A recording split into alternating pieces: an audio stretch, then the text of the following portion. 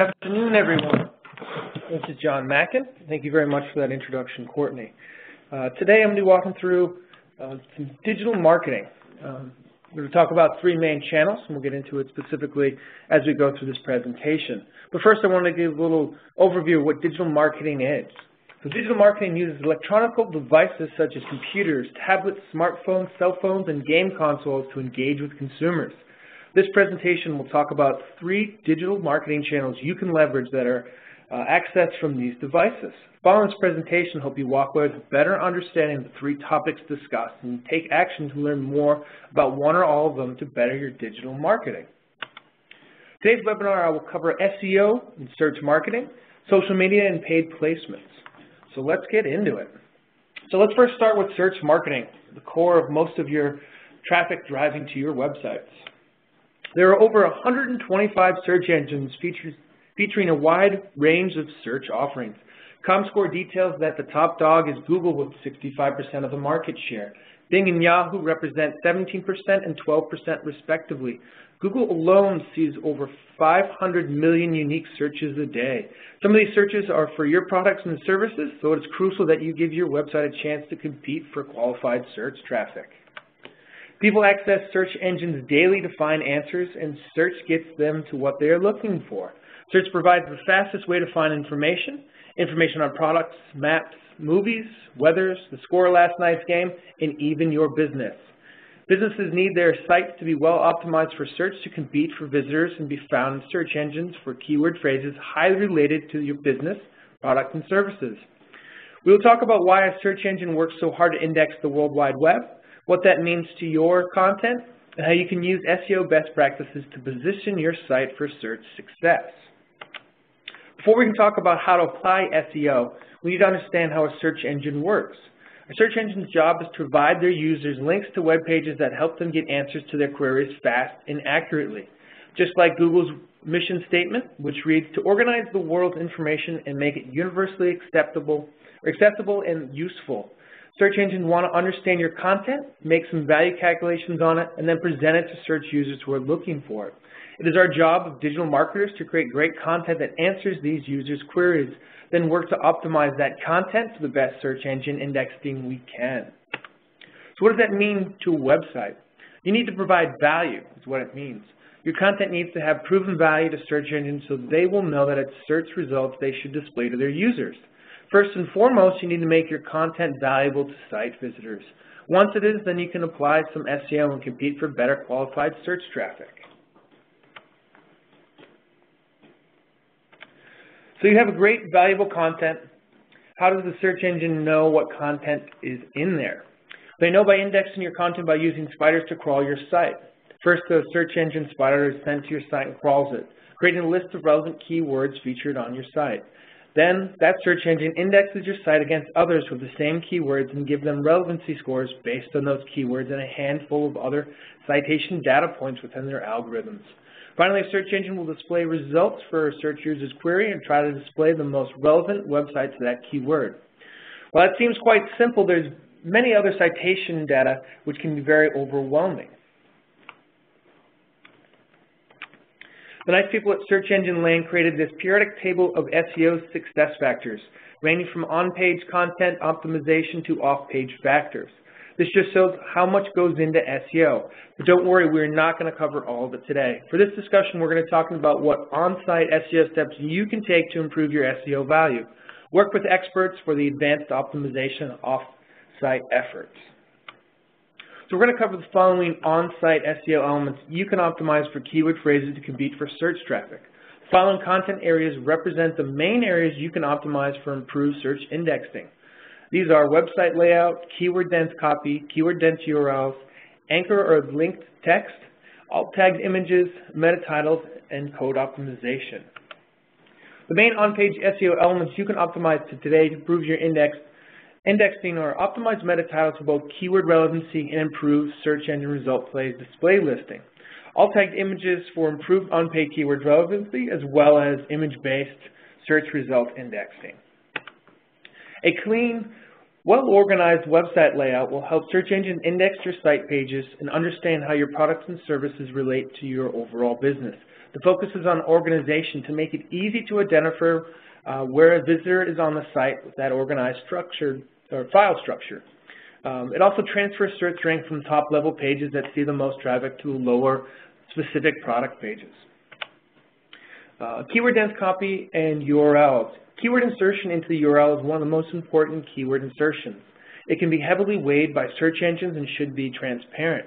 That keyword should be very specific to the content on the page. Additionally, that keyword phrase and different variations of it should be included in the copy multiple times. Don't keyword stuff though, just to increase the keyword mentions. You're still creating content for people, not search engines, so make sure that copy is very readable. So anchor text and internal linking. Just like website layout, you should create clean internal linking using keyword phrases in your navigation and body copy when appropriate.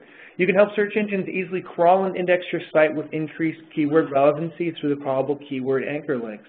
Plus, these links help site visitors navigate to multiple pages per visit. Code optimization can be a little harder depending on your website. If you can edit the code of your site or CMS, the specific code elements you should optimize for are your meta titles, which you can use to index your site for better keyword phrases, but also use as the blue copy link in search engine result pages. Meta descriptions, which can be used to help drive click-throughs from search engine result pages. So make sure you use persuasive copy to drive search users to your website. Meta keywords can be used. Google does not put much weight into them after many years of use by SEO experts, but other search engines do. Personally, I avoid using them, but you can use them if you feel like you want to. Header tags used for page content subsections are highly weighted from search engines, so make sure you have your page subsections optimized for keyword phrases from H1 down to how many subsections you do have. Blog content is one of the best ways to increase the number of pages indexed and the number of keyword indexed by search engines. The more pages you have on your site, the more opportunities you have to gain keyword indexed. So use those on-site SEO practice to optimize those blog posts for a wide range of topics and keywords to drive more qualified traffic.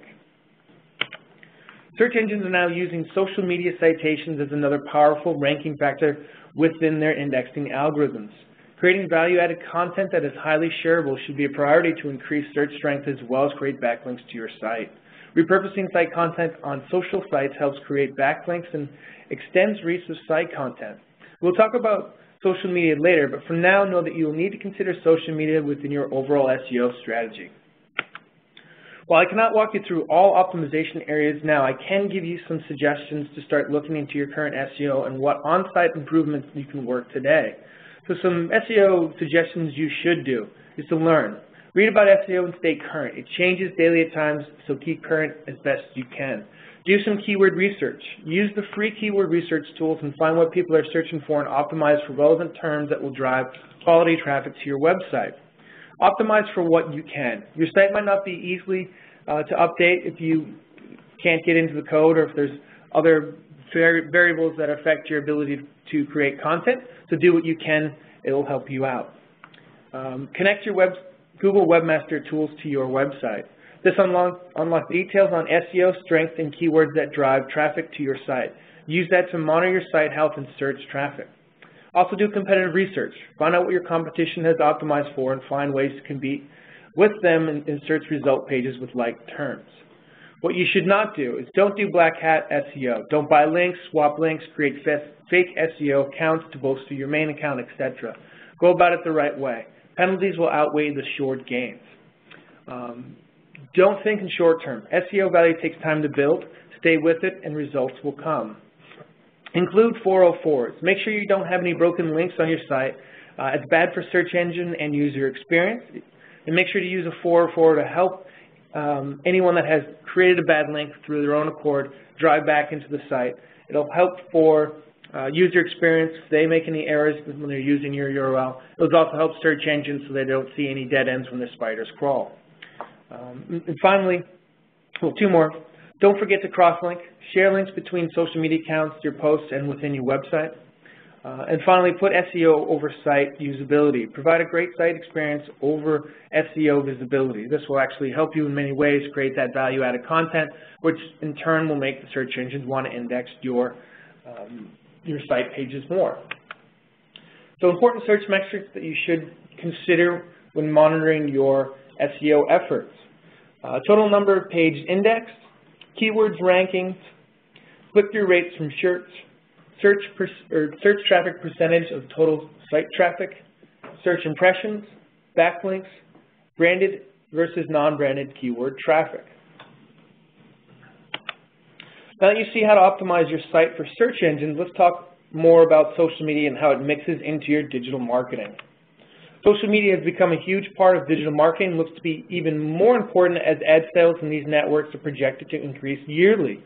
Each has their own user demographic, posting type, and ad formats. While we cannot talk about all of them, I hope this talk will inspire you to learn more about the others that we don't cover. Even though there are many different social media networks and ways to use them, we will only be talking about the top 4: Facebook, Twitter, LinkedIn, and YouTube. The numbers on the screen show the number of user accounts for each of these networks. Your prospects and customers are there. You should be there too. Social Media Examiner recently released their 2013 Social Media Marketing Industry Report, and the following findings were reported. 80% of respondents said that social media marketing has generated more business exposure for their businesses. 64% saw lead generation increase by using social media 6 hours or less per day. 62% of marketers using social media for 2+ years reported a rise in search engine rankings. 62% of businesses with 10 employees or less reported that social media has reduced marketing expenses. All these statistics show that businesses can benefit from using social media. So let's talk about how you can use these networks. Facebook has 665 million daily users who check in on an average of 14 times per day for an average of 20 minutes. They also like an average of 40 pages. Your business page should be one of them with using Facebook digital marketing strategies. So Facebook allows for customization of a business page. You should use this to your advantage. Use the business category to help your page be found for product-related searches within Facebook. Logo and branding should be included to carry over your branding to your Facebook page and keep that same consistent tone and messaging from your branded website. Business information should be well filled out so again your business can be found via Facebook searches, as well as provide user easy access to your content information. More and more users are accessing Facebook to find this content information, so provide it for them where they're actually navigating the web. Branded URLs are allowed and should be used. Facebook links can be found in branded search result pages mixed in with your domain searches. So make sure that to include them within that digital strategy and SEO because you can benefit from having a search engine result page branded search domination. And finally, a cover photo should be of high quality as this will be the first thing people see when they reach your page. Make it welcoming and on brand. So we'll talk about some Facebook suggestions. When using Facebook, keep these suggestions in mind. So be short. Post between 100 and 200 characters get about 60% more likes, comments, and shares. Be visual. Photo albums, pictures, videos get 180%, 120%, 100% more engagement respectively. Invite. Build an audience from your personal network and beyond. Monitor. Check insights to see your network behavior and engagement with your post. Be engaged. Do more than just post. Respond to those who engage with your post. And fill out your business info completely. Provide information that people can use when searching via Facebook. Some suggestion don'ts. Don't turn off your wall. Let people post, interact, and engage with you on Facebook. Don't spam. Provide value-added posts and at the very least fun and entertaining. A 6-to-1 value promotion post is a pretty good ratio to target. Don't argue. Respond with people calmly and respectively. Delete posts is a no-no unless they fall out of your specific policy that you have for social media. Removing posts can be damaging and a PR nightmare, so make sure you have a good defined policy for what you can and cannot remove within these Facebook pages and make sure people know where to find that. Don't tag tons of people. A way to get people to your page is by tagging them and consider spamming. That's not a good way to grow your network with value-added content. It's just a trick. Don't use that. Let's talk about Twitter now. Twitter has 12 million active daily users who produce 58 million tweets a day. The average 2.5 visits a week, and users have started to utilize Twitter as a search engine. So if you want to make sure your posts contain keyword phrases you hope to be found for related to your products and services. Much like Facebook, Twitter lets you optimize your account page, so do it. Same aspects of Facebook. Be engaging and on brand. So Twitter suggestions. Share. First of all, share. Tweet valuable stuff, videos, photos, links, etc. Retweet others. Share good tweets with your network and provide value. You're going to know the people in your industry better than some of the people following you, so make sure that you retweet some of the great content that they actually do post. Don't be scared to share some of your competitors' work. It'll go a long way to show transparency in your industry. Follow others to be followed. Follow people in your industry, and they are 35% more likely to follow you back. Monitor. Save brand searches and do geo-targeting analysis. If people are talking about your brand or industry, this is the best way to find out what they're saying. Use relevant hashtags. Join conversations that are relevant to your post and interest. This will help expand your brand reach as well as consideration. Think SEO. People search for things via Twitter, so provide keyword-rich posts for them to land in their results. So some don'ts. Don't link your social networks together. Each network has its own post value, and linking the same post in all networks is bad. Provide a post can be the same content, but make sure you uniquely create those for each one of the networks. Don't protect your tweets. Let the world view what you're tweeting and have your brand be found. Don't compose bad tweets. Avoid all caps, bad spelling, bad grammar, etc. Don't forget call to action. Include call to actions and drive people to your links. Don't be scared of Twitter ads.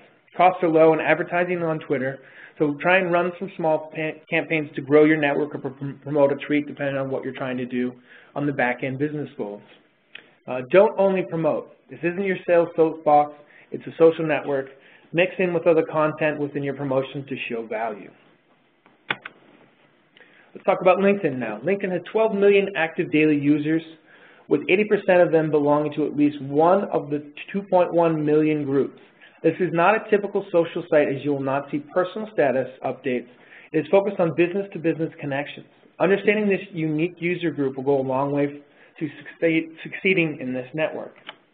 LinkedIn has the same unique profile optimization, but includes a product and service tab that really helps expose your users to your businesses, services, and products. Use those tabs to your advantage and demonstrate your business product and service values. So some LinkedIn suggestions.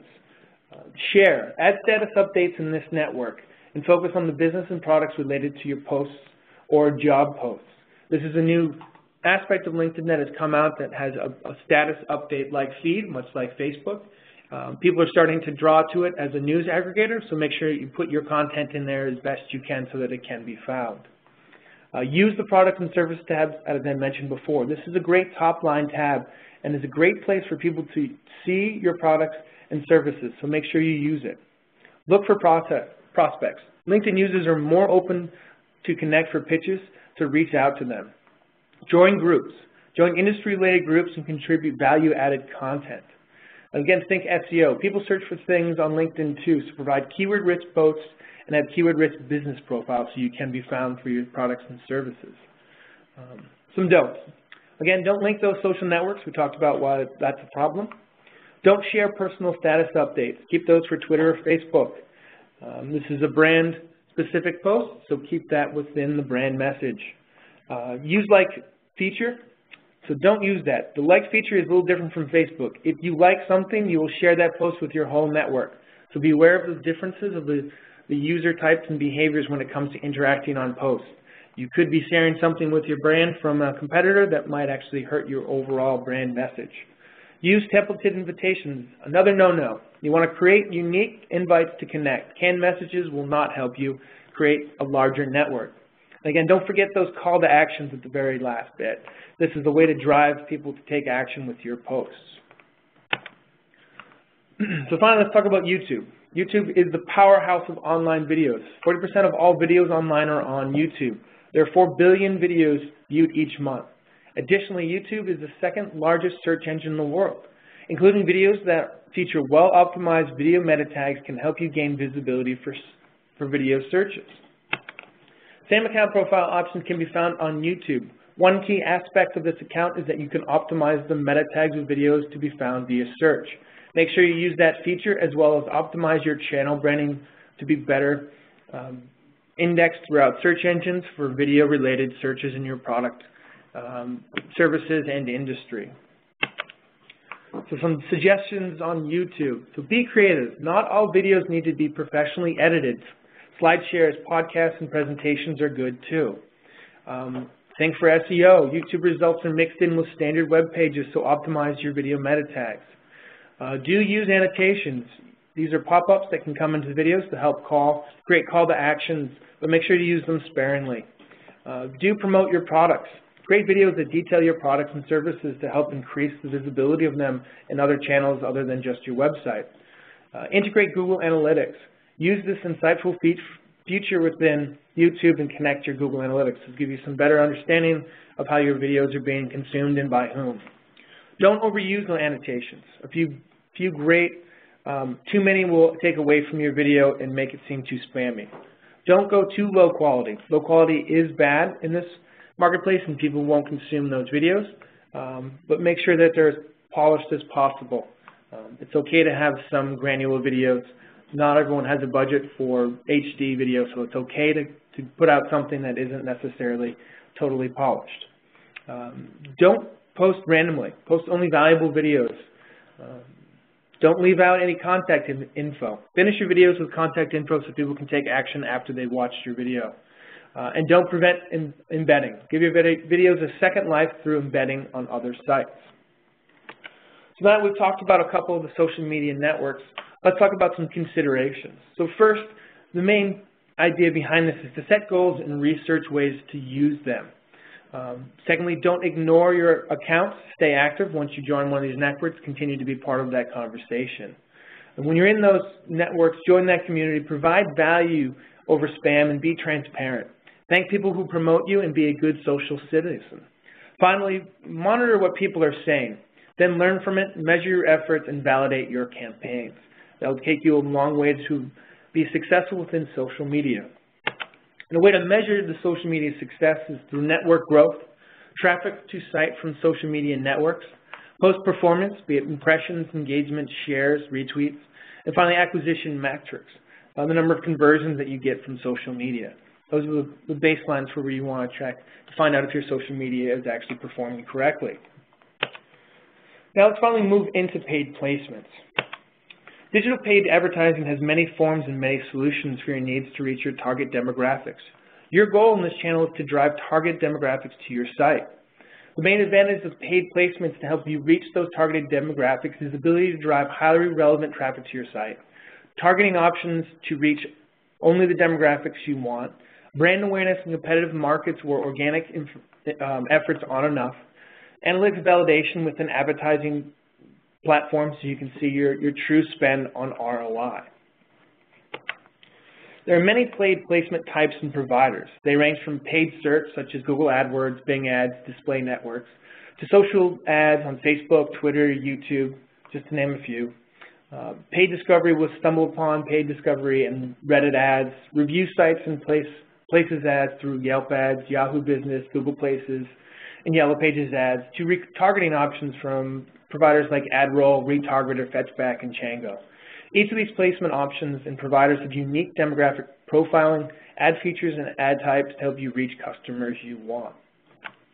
You can benefit from using search ads when you cannot compete for organic listings in Google, Bing, or Yahoo, but still need to drive traffic and need to keep your brand awareness high and want to have a better align with your products and services with a large range of search terms and search intent. Plus, with search ads, you only pay for clicks on those ads. While this won't guarantee a conversion when they land on your page, you can easily manage your budget knowing how many clicks you can pay for. So how do search ads work? So first, the user searches on Google or Bing using keywords. The search ad provider will run a bidding auction in the back end and display ads from advertisers who want to be displayed for that keyword or variations of that keyword phrase. You pay for only clicks on the ads and nothing more. Just be aware that search users understand that these listings are paid ads and they may not be at the lowest portion of the sales funnel, so you might not see a lot of conversions from the clicks that you are driving. Don't create a budget you cannot afford, as you can drive search traffic from visitors from this consideration phase of the funnel and not see a lot of conversions. Display ad advertising is another way to gain more traffic from visitors who might not find your business organically. You can create all types of ads: text, image, interactive, and video ads. You can then place those ads on websites that are relevant to what you're selling, be it news outlets, blogs, or discovery sites. This will help you reach people that are more likely to be interested in your products and services. Display ads don't always provide a clear-cut tracking ability like other online marketing campaigns due to the cost structure of cost per impressions. However, done right, they can be a nice complement to your overall digital marketing plan. Display advertising is most effective at driving brand awareness and consideration. The impressions they create can help create an uptick in brand searches, click-throughs from search engine result praise, direct visits, and offline online purchases. A combination of search and ad displays yields the highest return on investment when used alone. A study performed by Yahoo and Comscore revealed that when combined with search, display advertising helped elevate conversions by 22%. Retargeting is a hot topic in the paid advertising now. Retargeting exposes display ads to visitors who have already visited your site. It starts with a visit from a unique user who is then cookied at a certain number of visits. Could be 1, could be 5. Later, when that cookie visitor browses the web, the cookie lets your retargeting provider know when to serve the ads, ensuring that your ads are served to only the people who have previously visited your site. With retargeting advertising, click-through rates have improved by 10% greater than normal engagement over basic banner ads and Google AdWords. Conversion rates can be improved using retargeting ads because your ads are only shown to your original visitors who have already indicated an interest in your product or service. Additionally, they build brand awareness and nurture customer relationships. Social media ads are another new option for digital marketing. We've discussed the value of social media marketing earlier in this presentation, so we know the value of engaging with people in these networks. Now the question is, should you spend money to target users that can't be attained organically through network building? Some will tell you that you should, others will say it's a waste of money due to poor engagement rates. There is where partnering with experts in social media advertising really helps. They will know the right type of ad for your need. Not all social media ads are a good fit for your purposes, but if you do decide to spend money, here are the benefits you can see. High possibility for exposure to the right demographic with many targeting options these networks offer. Increased visibility for brand and social network size when using the right ad type. Ad types can generate conversions and new leads from customer discovering brands. Strengthens the advocacy of existing customers and increases chances of getting new clients because of the networking. But expect low engagement rates compared to the other paid advertising platforms. So some of the paid metrics you want to look at when using these would be impressions, clicks and click-through rate, conversions and conversion rate, cost per click and cost per impression, cost per acquisition, return on investment, and return on ad spend. So there are a lot of great options to improve your digital marketing, both non-paid and paid. Research to determine the best ways your business or company can utilize the different channels and start driving those conversions. Remember, when you optimize your site for search today, you can start driving qualified traffic tomorrow. Start with SEO and then move to the other channels. This concludes the presentation on digital marketing channels. Now let's get to some questions. When it comes to some of the paid searches, is there a better industry or business that will benefit more? Like, do you think retail or e-com has, a better chance of being able to utilize that as compared to or in comparison to an agency or like college? Like, what do you think business, industry, who could really benefit from? That's a great question because it really brings into play a lot of factors when it comes to paid search. The best part of paid search is to really understand the back-end need for driving traffic. E-commerce and people that have 1 or 2 clicks to conversion really can benefit from this because it's a direct correlation between the search intent of where people are or a contextually relevant article that they might be reading that they can take action immediately and the return on investment can easily be calculated. If you're looking for more brand awareness, it can be a little bit more difficult because the interaction might not happen right through that actual display. So while retailers and e-commerce have really seen a great uses of this, especially from retargeting, getting people that are already pre-qualified and visited the site to drive those conversions. There's good opportunity to kind of find the right niche for your need. Brand awareness is a good one when it comes to using display ads, but again, it really kind of comes down to being able to use the ad for your purpose at the back end. And the real main metrics behind that is the return on investment. If you're really trying to get conversions on that first click from that, again, it works better for retailers and people that have tangible items that can be purchased on that click. Okay. Great. What's a good recommendation for a small company that's just starting out where they should allocate the most time with digital marketing options? So like just say you're starting out, you're trying to pick things up, you don't have any activity and you don't have any followers on Twitter or anything, like where should you go first? The first step I think would to start monitoring. Find people within your industry, your networks, your competitive grouping, and see what they're doing. Look at their websites to find out how they've optimized for search. Look at their social media accounts for both a network size, so you can set some targets for what you want to get to, as well as what they're posting and the engagement rate, so you can understand really what efforts you're going to put into so you can monitor that down the road. And then look to first optimize your website to get that search traffic. That's usually 65 to 70% of all businesses' website traffic is from search, so that will be a first step to really optimize. Then after that, start getting into social networks. Find what that monitoring part that you've already done, look into that data and find out how that's interacting, and then use that to your advantage and either have the same type of offerings or create a unique, distinctive offering and value proposition that will give people a reason to join your network over someone else's. Great. Recently, you had written a white paper on marketing operations, kind of taking social media and your recommendations. Where do you think this should play as far as process or steps when creating your budget and creating your strategy, say starting out or even a rebrand? So kind of a two-part question to that as far as where to put this. So for people that might not have seen that marketing operations white paper, it talks about finding efficiencies between both technology, people, process, and the overall kind of governance of your marketing operations, and looking to posts. For an example, a social media post, it'll take time to create the content, to create that post, to post it, and then monitor it.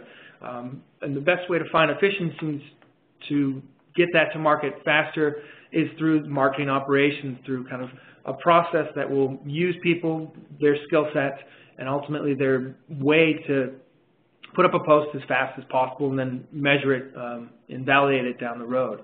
So if you were to apply some of those principles, the best thing to do is, again, kind of that last question that we asked, is to get into understanding how people are actually messaging in these things, and then find out what time frame it would take to do this, and then find out who would be someone that would manage this. Because once you get your foot into this, like I said in this presentation, you should really not stop. If you have kind of a dead-end social media account, it will hurt you in more ways than just having a bad user experience for people that have found your account. So what you want to do is, if you can find a good way of using the people inside your department, understand their level of expertise on these markets, and then put some government documents together that really help people get through a post the proper way and find efficiencies. You'll be able to get things to market faster. You'll be able to measure it a lot better, and you'll have kind of less stress in the environment that you're working with, because people know what's expected of them. Mm-hmm. Great. So for many that have kind of been in the social media scene, they're either communication specialists, they're either the social media strategists. We've all kind of seen that there's been quite the evolution of social media tools to help with measurement. Do you have a recommendation as far as which resources are the best, to be utilized as far as what they offer, and where you see social media tools going in the near future? At the first onset of social media, the networks themselves didn't provide any analytics. It was all third-party analytics, such as the Hootsuite or Google Analytics, were the really ways to find out your efficiencies within the social media networks. Since the networks themselves, Facebook, Twitter, LinkedIn, have rolled out internal analytics, some tied with paid search options and other tied with just paid accounts, this now gives you the ability to use the actual network's infrastructure themselves. So there really might not be a whole lot of third-party tools that are really necessary after the rollout of these, but there are some ones to look at from both SEO, social media, as well as analytics as well. Google's a great one that's free. I always recommend putting that in there because it really ties in with the Google Webmaster Tools and search. But when it comes to validating what you're doing within your social media, you definitely want to have some type of bit.ly shortener or like URL shortener that will drive clicks to specific web pages that you can monitor. Make sure you can validate both the on-page click-off rates from the social media networks to your internal website to make sure that they're correct. But from a standpoint of really a tool that's going to give you everything, it really just doesn't exist that will be any better than the individual social media networks together. Great. Lastly, recently there was an article posted about Facebook hashtags and the effectiveness as far as those go. How do you feel about Facebook really getting involved with hashtags? I mean, before it was kind of like the tagging that got really big, and you could, and like you said, that turns into spam at times. Like, what do you think is going to happen with the hashtags? Well, with anything with Facebook, it's kind of like the weather in New England. If you don't like it, just wait a minute. It's most likely going to change. There was an outpour of people when they started the open graph feature so people can be found. There was some uproar when they changed the display of the news feed. Really relates to this question. I don't necessarily have a side to it. Most of the time, the Facebook feeds themselves don't really give you a whole breadth of your social networks, and so many people have adopted to it, and you have so many people in your networks. Most people average over 400 to 500 people, friends within the network, and it's hard to actually see everyone's posts. So with the kind of invent of that, it's really only going to happen from a search standpoint. So you're going to have to actually take action to find additional hashtags. It's not going to be Facebook displaying this for you. It's going to get your normal kind of interaction-based feed where Facebook will give you the posts that they think are most relevant to you in the most timely manner. The hashtag, I think, is more of competing against the kind of new adoption of Twitter as a search result aspect, so you can find more information that way. 40% of most Twitter users will actually use Twitter to find information on products and services, and Facebook will really want to provide that same thing since they know more businesses are on there. So I think it'll be an adoption type of behavior that Facebook users will go and use hashtags in the open graph feature, not necessarily be a news feed item that you see more often. Great. And lastly, what do you think, especially with the the collaboration between Instagram and Facebook, and Instagram in general being such a huge part of social media, more a personal level, but businesses using Instagram as yet another channel to be utilized, and the measurement kind of involved with that afterwards? Yeah, Instagram's kind of on its second iteration of its life. It's much like Pinterest, where there's a lot of activity in it. Businesses haven't really monetized it just yet. It's a little difficult from Instagram because on the mobile app, there's very limited ability to click out of it. The only interaction you have is to comment or like something. You can't really jump off it. They don't have links into it yet. The desktop app actually does, so there's some more opportunity for marketers to use a post that will have live links in the desktop model. Much like Pinterest, it's still a matter of brand awareness. You can use it to the right way and start looking at the influence of your Twitter or your Instagram account and your Pinterest account on have both number of search volumes that you have, specific products that you have tagged in it. So it really comes to having a better use of your integrated marketing.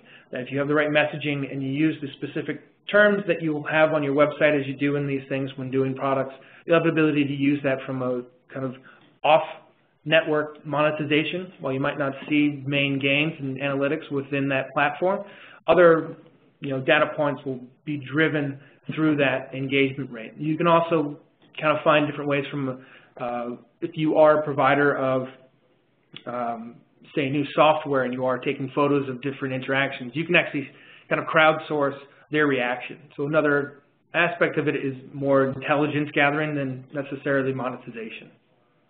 Great. Well, it looks like that ends our questions. Thank you again for sharing your insights on digital marketing channels. Thanks everyone for coming. If you have any questions, like I said, feel free to email cparkinson@madpow.net or John Mackin, which is jmackin@madpow.net. As I mentioned before, we will be posting the video that has both audio and the slides available probably by the end of this week, definitely no later than Friday. We'll put it on our Facebook page, Twitter account. So you'll see us posting something shortly. We hope that you enjoyed yourselves, and thanks again, Mackin, for doing this. You're welcome. All right, thanks, guys.